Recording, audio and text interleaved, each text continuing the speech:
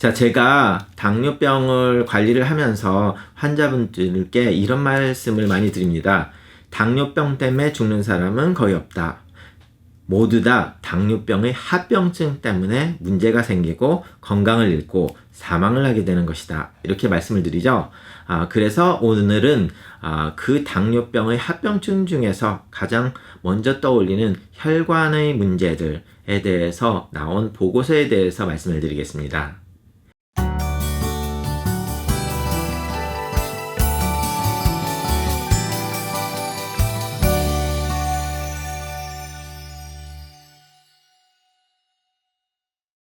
안녕하세요.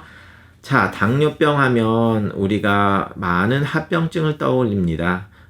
그 중에서 가장 크게 생각하는 게 혈관의 문제고, 그 문제 중에 바로 뒤로 따라오는 게 이제 신장병, 그리고 뭐 투석, 이런 것들을 들 수가 있죠. 그래서 이 가장 큰 문제, 혈관의 문제를 이제 통틀어서 우리가, 보고를 하고 통계 자료를 내는데요. 오늘 란셋이라는 의학 학회지, 의사들이 굉장히 많이 보는 의학 학회지에 그 중에서도 당뇨와 내분비학에 대한 섹션으로 나누어 있는데, 당뇨 때문에 혈관 건강과 사망에 대해서 통계 자료가 나와서 오늘 그것에 대해서 말씀드리려고 합니다. 우리가 의학 통계나 의학 실험을 할 때는 여러 가지 시험 스타일이 있는데요. 이것은 어떤 실험을 이렇게 해보자 해서 난 게 아니라 여러 가지 임상 실험들이 있으면 그 임상 실험들이 자료가 세분화된 자료들이 굉장히 많은데, 그 세분화된 자료들을 다시 추려가지고 다시 또 여러 개의 임상 실험들을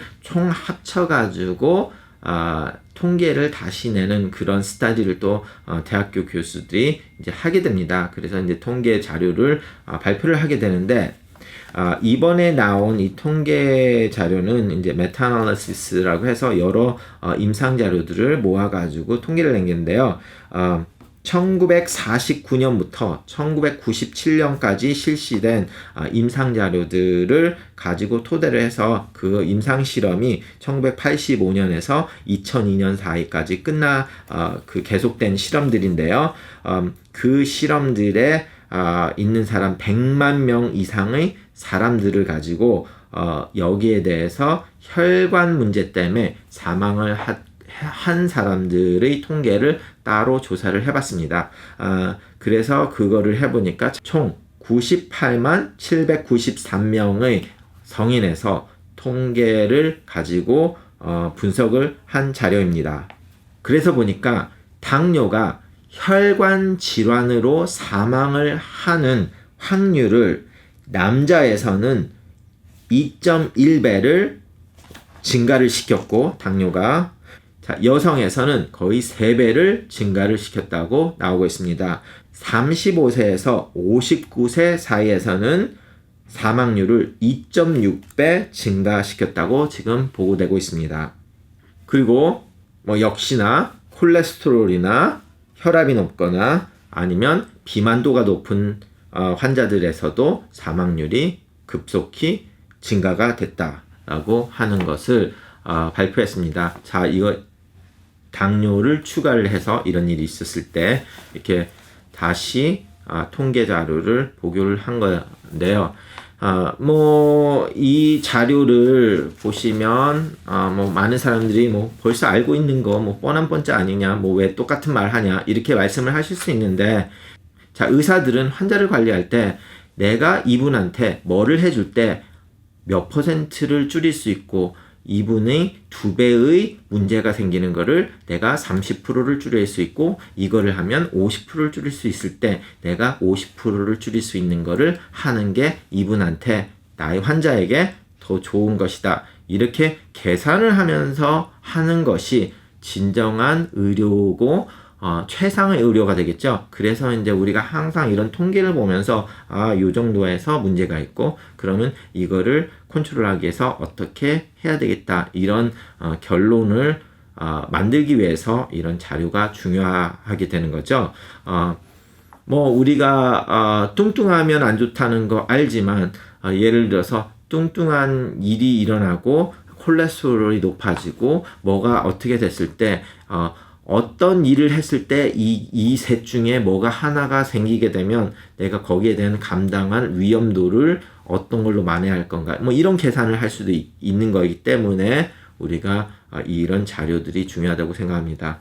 그리고 지금 유튜브를 시청하시는 여러분들께서는 이게 이렇게 중요하다는 걸 계속 우리 의사들이 리마인드 시켜드려야 돼요. 자꾸 말을 해서 당뇨가 그렇게 중요하니까 뇌졸중이나 심근경색증 이게 다 혈관 문제잖아요. 이런 뇌졸중, 심근경색증을 줄이기 위해서 당뇨를 잘 관리하시라고 우리가 더 많은 캠페인을 하고 거기에 중요시하는 것을 말씀을 드리기 위해서죠.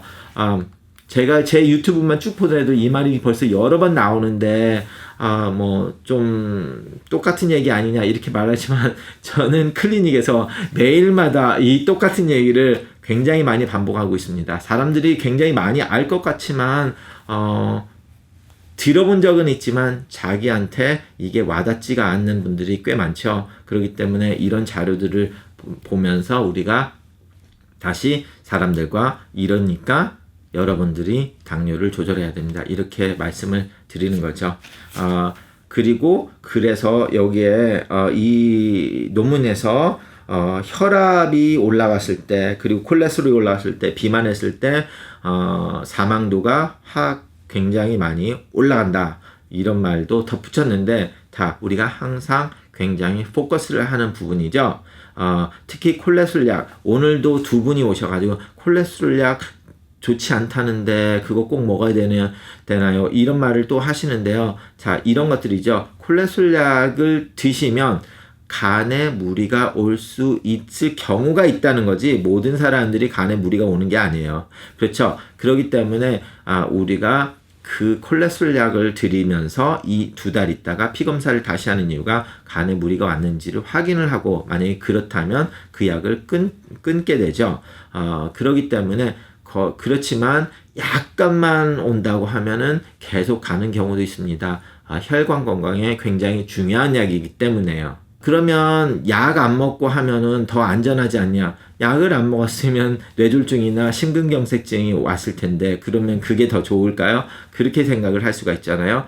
제가 그 말씀을 또 드리면 이런 환자분들이 이런 말을 또 합니다. 그러면 내가 뭐 식생활 개선이나 아니면 운동을 해서 하면 되지 않냐?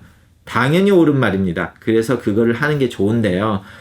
제가 살 빼고 운동 많이 하세요 하면 10명한테 그 말씀을 드리면 10명 중에 1명밖에 그렇게 안 하시죠. 그렇기 때문에 우리가 어쩔 수 없이 약을 드셔야 되고 그런데 어떤 분들은 심근경색증이 왔거나 뇌졸중이 왔거나 벌써 한 번을 왔거나 아니면 당뇨가 있으신 분은 식생활만으로도 완전히 조절이 안 되기 때문에 콜레스테롤 약을 먹어서 혈관 문제를 최소화하는 게 중요하기 때문에 어쩔 수 없이 먹게 되는 경우가 되는 거죠. 그래서 우리가 그런 베네핏 앤 리스크라고 하거든요. 거기에 대한 혜택과 문제점 중에 혜택이 많으면 우리가 주는 거고 혜택은 조금인데 문제점이 많으면 끊게 되는 거죠. 그래서 이렇게 우리가 생각을 하고 드리는 거니까 너무 혼자서 어떤 약을 혼자 끊지 마시고 거기에 대해서 이의가 있거나 궁금증이 있거나 아니면 부작용이 있거나 하시면 꼭 반드시 의사와 상의를 하시고 그거를 얘기를 하고 문제가 크면 끊고 문제가 작으면 계속하거나 뭐 다른 대책을 찾는 게 의사의 상담하에 해서 올바른 선택을 하시기를 바랍니다. 감사합니다.